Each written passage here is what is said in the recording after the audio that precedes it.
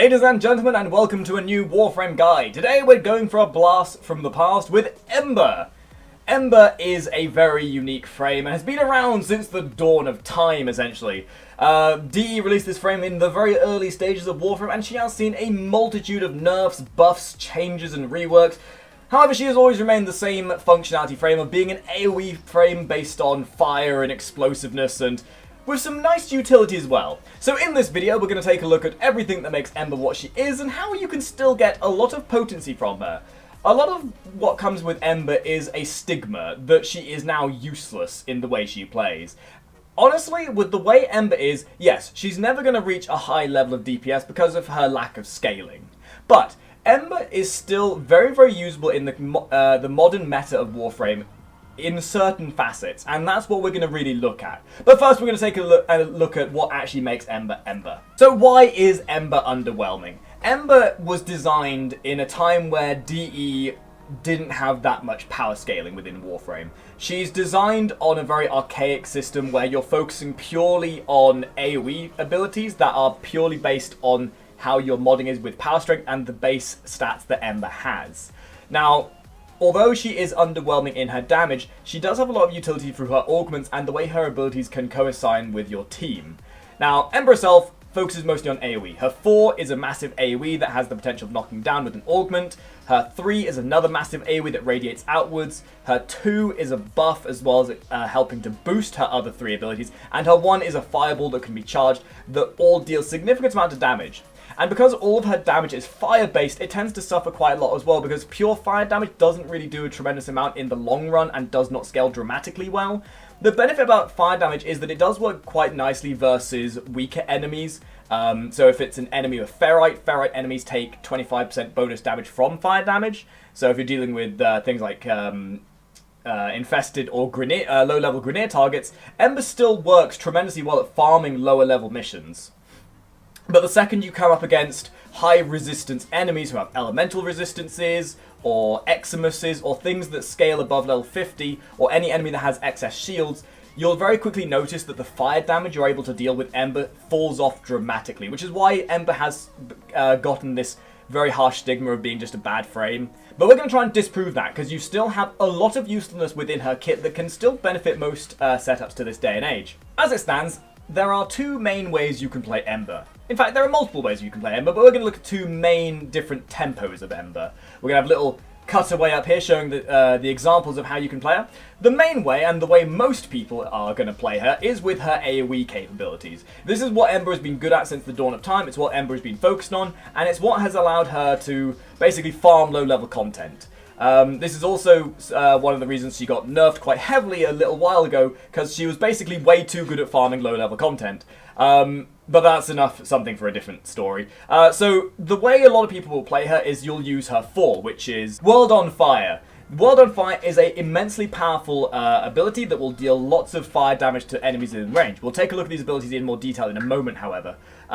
You'll then use this in conjunction with your Acceleration and your 3 to deal large amounts of AoE damage to enemies within range. For this sort of a playstyle, you're going to be very aggressive. You're going to be moving around as much as possible to cover as large a distance as possible, so any enemy that comes within your range will then be impacted by World on Fire. This playstyle relies very heavily on getting the right balance of power strength with efficiency, duration, and range to make sure that you're affecting as wide of an area as possible whilst having enough efficiency to make sure you can channel the World on Fire long enough to make it do enough damage, because it does ramp up when you initially cast it, and again we'll look at this more in a bit.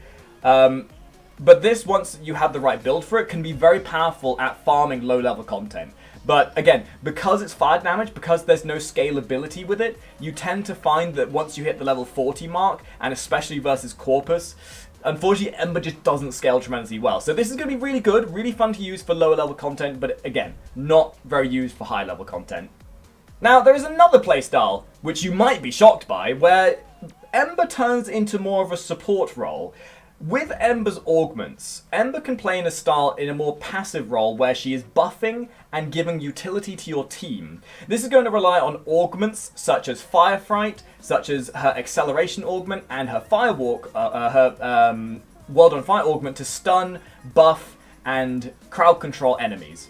With this, you're going to focus more on holding down locations, sticking close to your allies to make sure they're gaining the useful buffs from your abilities. You're going to play a lot more passively in a smaller area, and the closer your allies are to you, the more benefit they're going to get from these buffs. With this, you're going to be modding more for duration. You're going to be modding for a bit of power strength to make the buff stronger, but the strength is not the priority anymore. Duration and a smidge of range is definitely going to help here. Ember is obtained from Sargus Rook on Tethys on Saturn. The Sargus Rook encounter is pretty simplistic, however it can be quite annoying for newer players, as this is one of the first encounters you're going to come across that actually has some strategic strategy to it that involves more than just waiting there and hoping to shoot the target. So Sargus Rook very simply has ports all over his body that he has covered. Unless he exposes one of these ports, you can't kill him. So he's going to use his abilities, he's going to pump out a load of damage which you want to try and hide from, and then when he's used up enough of his abilities, he'll open a vent to let heat out of his body. You shoot these ports, and eventually he dies. It's, again, not too complicated, but for a new player, this might prove a little bit of a hurdle to overcome. But the components therein, the chassis and neuroptics for Ember, have a 38.72% chance of dropping, and the systems have a 22.56% chance of dropping. Ember Prime, on the other hand, is currently vaulted. You can't get her, unless you're lucky enough to run into somebody who already has relics for her, or if DE unvault her. And being one of the more likeable frames in the general community, Ember has been unvaulted a multitude of times in the last couple of years. So the best way to find out whether she's unvaulted or not is to check out the unvaulted list on the wiki, or to keep an eye out on the Warframe homepage, because they often announce when these frames are to be unvaulted. The construction of regular Ember is going to cost you 75,000 credits, 1 Oricon Cell, 1 Neural Sensor, 150 Polymer Bundles, 800 Rubido, 150 Alloy Plates, 2 Morphics, 1000 Ferrite, 500 Salvage, 220 Plastids, and 1 Control Module, as well as the ornate time of constructing each piece, which will set you back 4 days. The Prime version, should you get a hold of all the pieces, will again cost you 75,000 credits, 1 Oricon Cell, 150 Alloy Plates, 2 Neural Sensors this time, 1000 Polymer, 1050 Rubido, 1000 Ferrite, 4 Morphics, 1 Controller Module, 1200 Nanospores, and 700 Plastids. Ember's abilities! Ember's passive. I'm going to explain this very quickly before we move in. So Ember's passive is called Ignition. Anytime Ember suffers from a heat proc, she gains 35% ability strength for the duration of the heat proc, for however long it lasts for. Whilst being affected by this, she also regenerates 10 points of energy for every second that she is ablaze. The ability strength and the energy regeneration are not affected by mods. However, you can also self-inflict this with weapons as well to cause the passive to affect you. Mods that affect the status duration, such as Continuous Misery, Perpetual Agony, can extend the time Ember remains ablaze for the self-inflicted procs as well. And the energy regeneration from Ignition is paused when World on Fire is active. So this is a very unique passive that sort of harkens back to much older time when passives were more passive, if you will. So we're just going to have a quick look at how this works. So let's just have a little look at our Napalm buddy, wherever he's hidden himself. Alright, so if you end up taking fire damage, so if we just spend a bit of energy here, so you'll notice that my energy bar, once getting ignited, will start regenerating, as well as my damage that I deal then becomes a lot more powerful.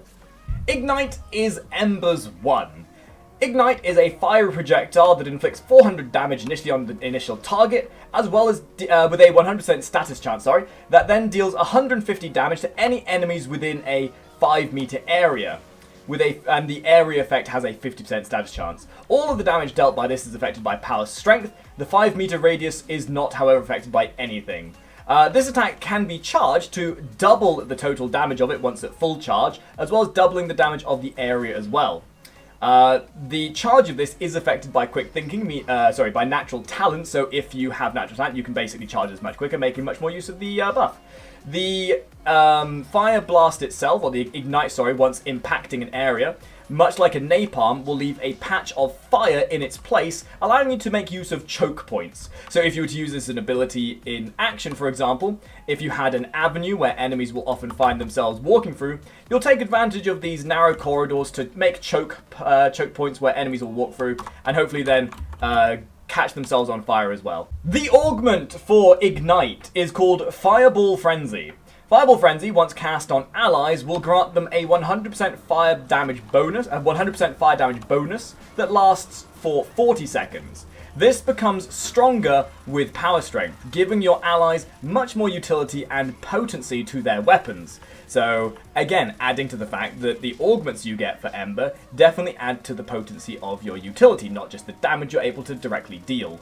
Ember's 2 is called Accelerant. Accelerant is a very useful buff that gives Ember a 250% fire damage bonus, as well as increasing her cast speed by 50%. This also stuns any enemy within a 20 meter radius, and the damage that increase this gives you can then stack with other fire weapons as well. So if you're using Ignis, for example, the damage you gain will then add to the fire damage of Ignis. Using this in conjunction with your other abilities, like for example your Ignite or your World on Fire, makes Ember much more potent, so you always want to have this up at any given option. The augment for Accelerant is called Flash Accelerant. This gives a 50% casting speed and 50% fire damage buff to allies within range. So essentially it's like having a Flash Accelerant on yourself, but on your allies as well. So in turn of giving you a buff, it then gives your allies a buff as well. The power of this buff, again, is also affected by power strength, meaning the more power strength you have, the more of a buff you'll give your allies. So again, another sign that as a utility frame, Ember has a lot more potency than people give her credit for. Fire Blast is Ember's 3. This is a very expensive ability on terms of energy, but this generates a wave of fire that expands outwards to a radius of 15 meters. This deals 200 heat damage to any enemy inflicted with a 100% status chance, and then it pushes them back by a small radius as well. The rate that they are pushed back is dictated by the distance you are from the initial impact as well, to the enemy. The ring of fire that is generated afterwards is a 4 meter wide ring that is 1 meter thick. Any enemies that are stood within this ring after the initial cast, so if any enemy walks inside of it, will then be dealt 225 heat damage per second. Shooting through the ring adds 50% fire damage and can be combined with different elements to make other elements. For example, if you use a weapon with cold damage and you're shooting through the ring, you'll generate blast damage. This can also stack with other weapons as well, like Ignis, to add extra fire damage onto that as well. This is not affected by power strength in terms of the buff. However, the length of duration that the ring lasts for is affected by power duration. The augment for Fire Blast is called Fire Fright. Enemies affected by Fire Blast within the ring of Fire Blast will then have a 100% chance to panic. So, another lovely little crowd control that can be used to make use of Ember's utility of making things go boo and keeping things under control. As you can see, it makes life a lot easier, especially when used in conjunction with the other augments, for example, Fire Quake for your World on Fire, or any of the other abilities as well. So make use of this to keep control of an area. Fire Blast, in short, allows you to hold down a specific area, and especially using the augment can then strengthen that hold as well. So take use of this, putting it in place of choke poles and on defense targets to hold them down much more efficiently. You will just have to bear in mind this is a very expensive ability to use, so you would want to use this when you have more energy on you, rather than when you're already suffering for it already, when you have World on Fire active, for example. World on Fire is Ember's 4th and her strong ability, which is kind of what gave her stigma in the first place. This is a channeled ability where Ember slams her hand into the ground and deals 400 damage to 5 enemies within 15 meters. Immediately after, Ember sustains wisps of burning flames in orbit around her, creating an aura that triggers a series of fire explosions. Each explosion deals 400 heat damage to the same maximum number of enemies within similar range. All instances of damage have a 35% status chance, while explosions occur at a rate of roughly 2 to 4.5 per second. The closer enemies are always prioritized for these explosions, and after being active for 6 seconds, Ember overheats, and over the course of 9.5 seconds, the damage per explosion increases by 100%, and the radius of this effect decreases by 50%. The energy drain also increases by 100% as well. So the longer you have this active for, the stronger this becomes, up to a point. Or however, obviously then the radius decreases as well. This is an ability that you can have active for as long as you have energy, so making use of this for lower level missions, grinding out low enemies with low amounts of health, or enemies that have ferrite armor, for example, bearing in mind that ferrite enemies take 25% bonus damage from fire damage, is very useful. And again, this is why Ember has always had a bad reputation, because this only really works well up to a certain level. Because of the way fire damage deals damage to enemies, it's never going to really excel at anything beyond level 50 to 60 in most situations, especially against enemies that have high amounts of resistance. So you would always want to use this in conjunction with your Accelerant, and then using it with Fire Blast as well can also work well. However, bear in mind, it is very energy consumptive. There's a lot of energy consumption going on here.